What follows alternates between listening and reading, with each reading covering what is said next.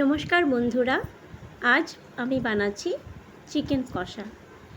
প্রথমেই চিকেনের টুকরোগুলোকে খুব ভালো করে ধুয়ে নিয়েছি। এরপর স্বাদ অনুযায়ী নুন, হলুদ গুঁড়ো আর টক দই দিয়ে আমি খুব ভালো করে চিকেনটা মেখে নিচ্ছি। আজ একটু তাড়াহুড়ো আছে, তাই আমি বেশি সময় ম্যারিনেট করব না। আধ ঘন্টা সময়ই আমি রেখেছি। এই ফাঁকে আমি বাকি মশলাগুলো রেডি করে নিয়েছি।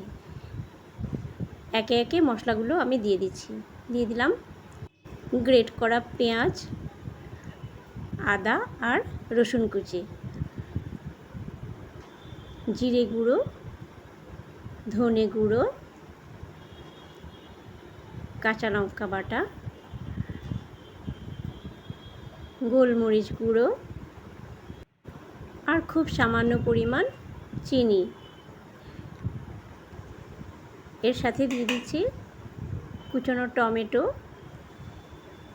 পেঁয়াজের টুকরো, 3-4 কোয়া রসুন, তেজপাতা আর কাঁচা সর্ষের তেল। সবগুলো উপকরণ দিয়ে আবার আমি খুব ভালো করে মেখে নিচ্ছি। এবার কড়াইতে দিয়ে দিলাম তেল। আমি সর্ষের তেলেই রান্নাটা করব। তেলটা গরম হওয়ার পর দিয়ে দিচ্ছি তেজপাতা, তারপর দিয়ে দিলাম ছোট ছোট টুকরো করে রাখা পেঁয়াজ। পেঁয়াজগুলো হালকা করে ভেজে নেব।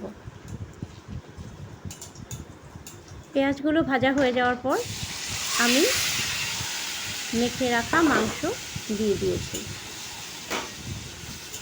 এবার মাংসটা সিদ্ধ হতে দেব। এভাবে ভালো করে নাড়িয়ে চাড়িয়ে নিচ্ছি।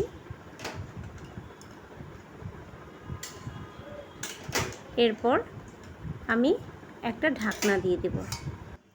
প্রথম পর্যায়ে গ্যাসের আঁচটা কমিয়ে রাখব।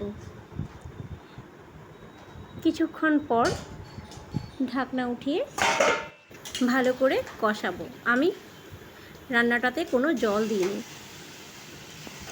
এভাবেই নাড়িয়ে নাড়িয়ে যাতে কড়াইয়ের গায়ে লেগে না যায় আমি পুরো মাংস কষিয়ে নিয়েছি। এবার নামিয়ে নিলাম। তৈরি হয়ে গেল আমার চিকেন কষা।